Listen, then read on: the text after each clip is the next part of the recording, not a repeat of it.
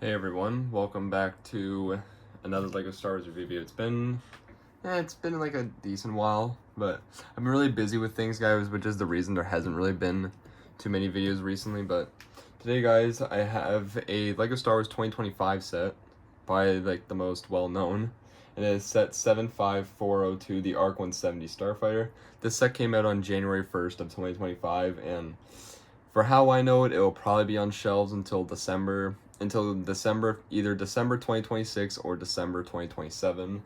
And when it came out 2 months ago now, it retailed for $70 USD and $90 Canadian.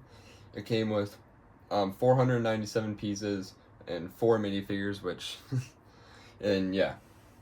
So without further ado, guys, let's start off with the minifigures. Alright, so we have our first clone pilot here, and this is Oddball, and I'm gonna say too, with these clone pilots for 2025, and like seeing like how our clone pilots have been for the last couple of years, these look fantastic.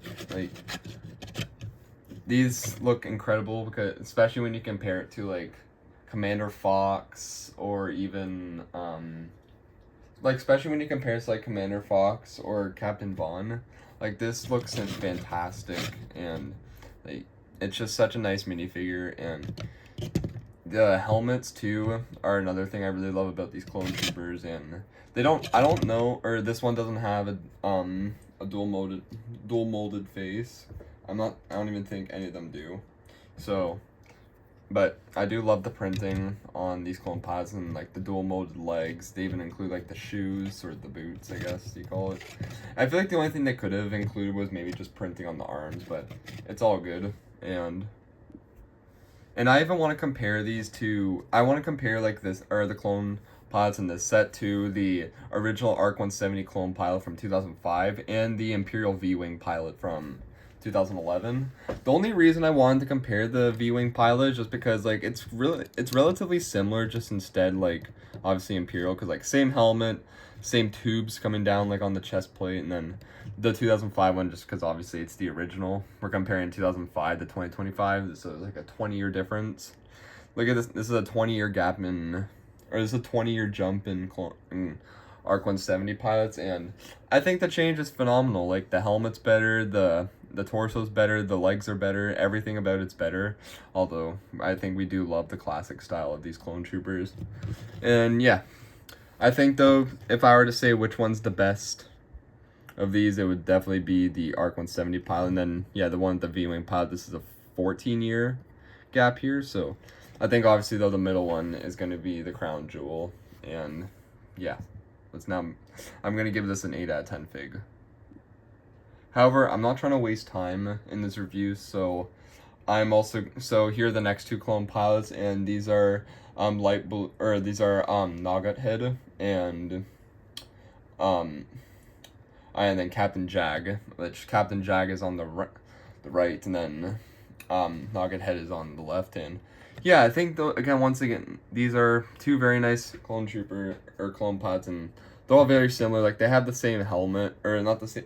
They have the same like helmet mold, just obviously different printings, and they also do have they all have the same head underneath, and they all have the same torsos and everything. So really the only difference here though with all of them is just the helmet, so I'm just going to give all these an 8 out of 10. And now we finally have the astromech droid that we get in this set, which is R4P44, and it's an alright astromech droid. I think it kind of reminds me a little bit of the original astromech droids, to be honest, from the late 2000s, like from the Clone Wars. But it is I just wish it included back printing, as you can tell, because we flipped him over earlier, and you can see he doesn't have back printing. But I'll still give this astromech droid a 7 out of 10. And we are now on finally to the actual set itself, which is the Arc-170. And I want you guys to quickly note too, this is the smallest like playscale Arc-170 we've gotten in Lego form. It is smaller than the 2005 version. It's also smaller than, I'm pretty sure, the 2012 version.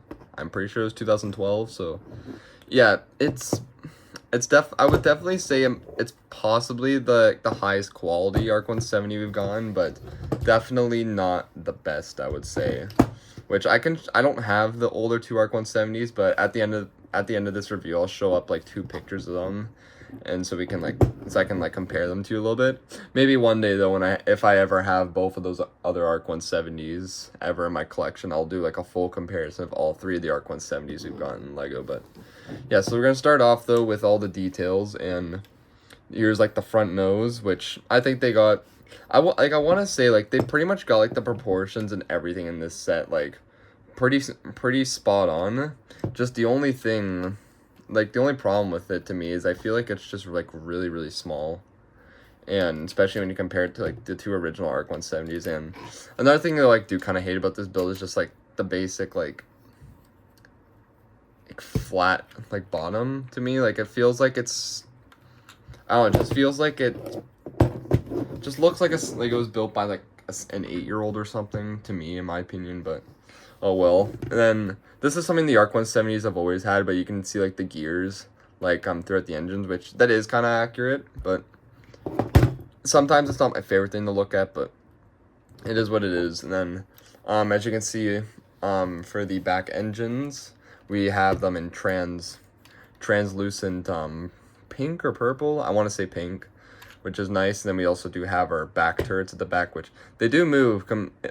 You can move them as much as you want like this, because in the 2005 and I believe even the 2012, it's 2012 I think, or 2010 or 2011, but in one of those like the guns, like they could only move like to like the sides, which I wasn't like a huge fan of, but I do kind of like how the cans move on this one.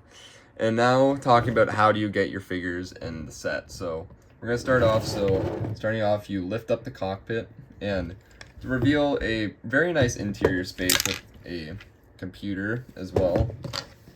And then and you can obviously put Captain Jag in the front seat, which I think that's what most people are going to be doing with this set. And one thing though, one problem with the stickers on this set is like the white doesn't match the white on the set, which does look a bit bad, but it's not like it's not like the end of the world in my opinion, so I guess.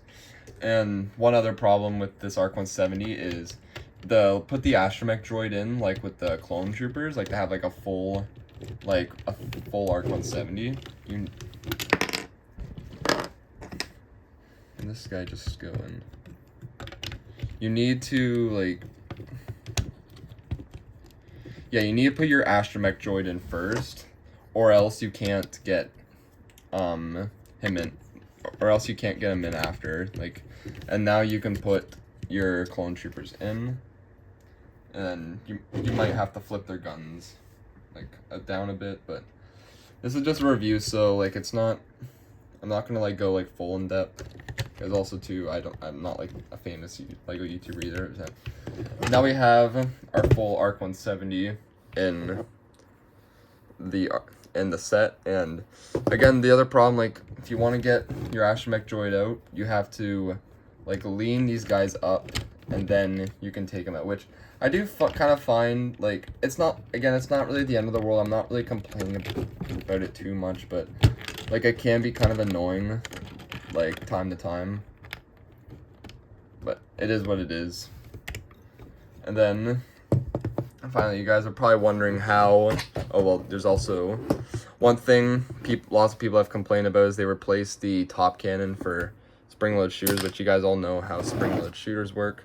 You just flick them off at the back and then they shoot off. We've had spring-load shooters, I believe, since 2014. So if you guys have been into Lego for quite a long time now, then you should probably already know how they work. And the final feature is, how do you get this thing into flight position? Well, if you look on the bottom, there is a little button right here, and you just have to click down that button, or on the other side actually, and then the wings will just pop out, which I do really like the way the wings come up and down on this one, especially compared to the 2 older ones, where it was a little wheel they had spin, and you had to spin it for I believe probably like at least 10 seconds. So it got really, really annoying, and I'd really like just how simple it is on this Arc-170. So that is my review on the 2025 Arc-170, and again, here's the photos of the two original Arc-170s from 2005 and 2012. I think it's 2012. I could be wrong though. But I would say though this is definitely a downgrade from the last Arc-170 we've gotten. It's not the best Arc-170 we've got in LEGO. I definitely would say the 2012 one, or never mind. It's 2010. I would definitely say the 2010 Arc-170 was better than this one, but I also don't think this is a bad set at all. Like, if you don't have either the 2005 or 2010 Arc-170s, then this one is definitely worth adding to your collection, just like me. Like, I didn't have one of the original ones, so I went ahead and added this one to my LEGO collection. And again, it's like not the worst set in the world. It's a pretty alright. I would say it's a pretty alright Arc-170. It's definitely accurate. It's definitely got the proportions there. Just, I maybe wish they didn't like replace the top cans with spring-load shooters, and I would just really say that. And then like kind of the thing with the like the astromech droid, it can get a little annoying, but again, it's not the end of the world. So I'm going to give this set a solid 7.5 out of 10, because also too I think the minifigures are really, really good. And so yeah, without further ado, I'd like to thank you guys for watching. Don't forget to like and subscribe, and I'll be back with more review videos soon. Bye.